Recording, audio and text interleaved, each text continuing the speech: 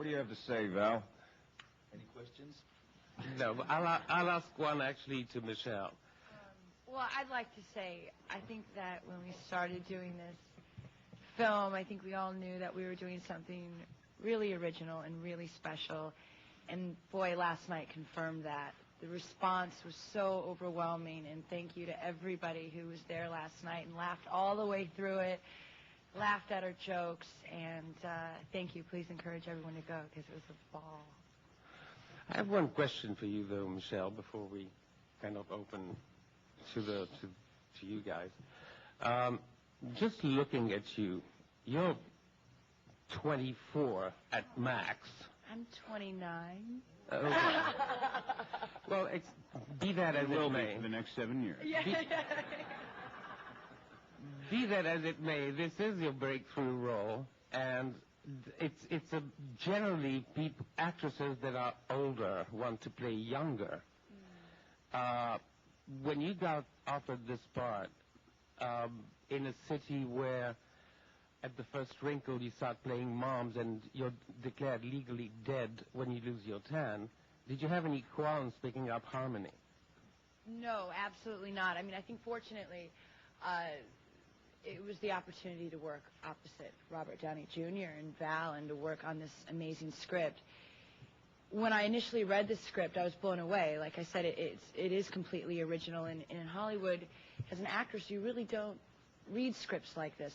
It's unusual to see a film that encompasses so many different genres. I mean, this is a character that embodied romance, comedy, drama, action. And for an actress, usually it's, you're doing a romantic comedy or you're doing a thriller. And for my first time out of the gate to be able to explore all these different emotions, to exercise all these things that I didn't even know I was capable of doing was really a dream come true. So bring the wrinkles on. I'll play anything if I can play something like this in the future. Oh, they're going to come. Don't worry. Gentlemen, ladies, if you have a question to ask, I had to remind you that before the press conference started. Please raise your hand a little bit ahead of time so that the ladies equipped with microphone can get to you and give you the mic. Ladies and gentlemen, sorry. And when you get to the microphone, ask your question. Michelle just said that it was a combination of genres, but the dominating genre is noir, film noir, L.A. noir.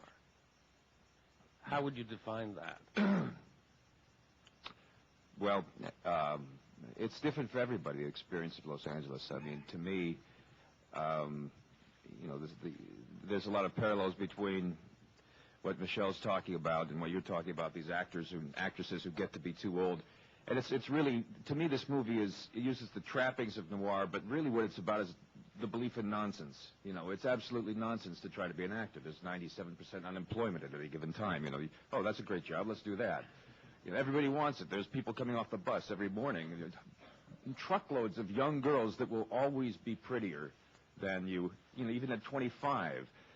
And yet they still persevere out of this insane sense that this is the place somehow they all want to be. And this is the dream factory. It's literally the furthest extension of our country, the West Coast. And, I really do think it accumulates a lot of the loonies. They just sort of float westward.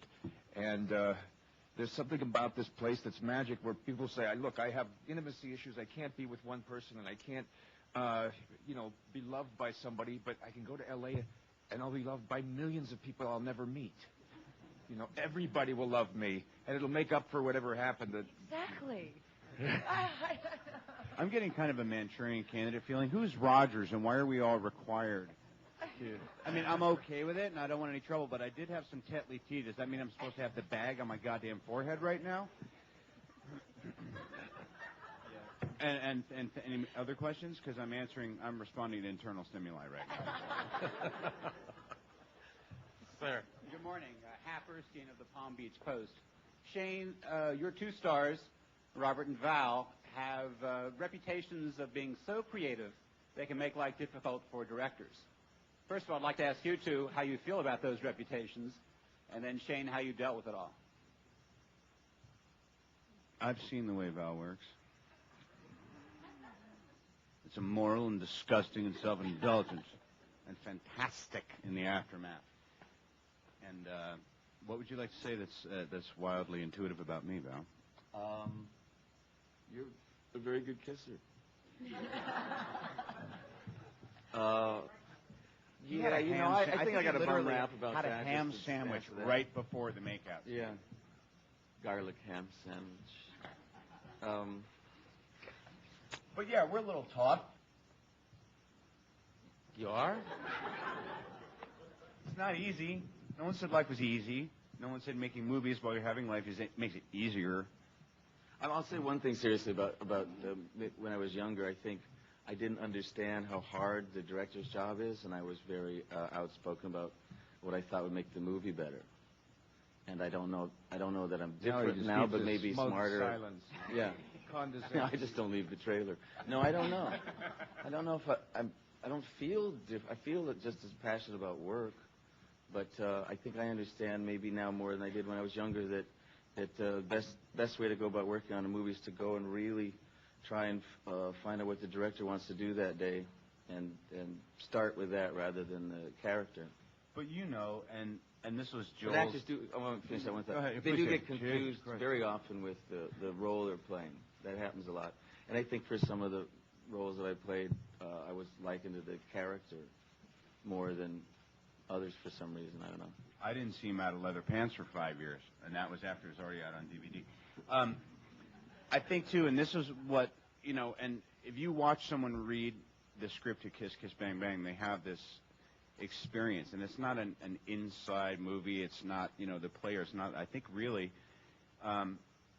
it's a very, very smart and heartfelt movie, and that's why I think we were all so drawn to it. And because Shane is an auteur, and I know that phrase gets tossed around a little bit, we really showed up for this with this kind of collective idea that it was really ambitious, but we felt that we all really had something to gain from it. What we had to gain from it was our experience, because who knows how things will be received, And later on, I think what's so remarkable is we're finding people are reminding us of what first got us so interested in this, and it's all just out of Shane's head and his heart, and I think his experience,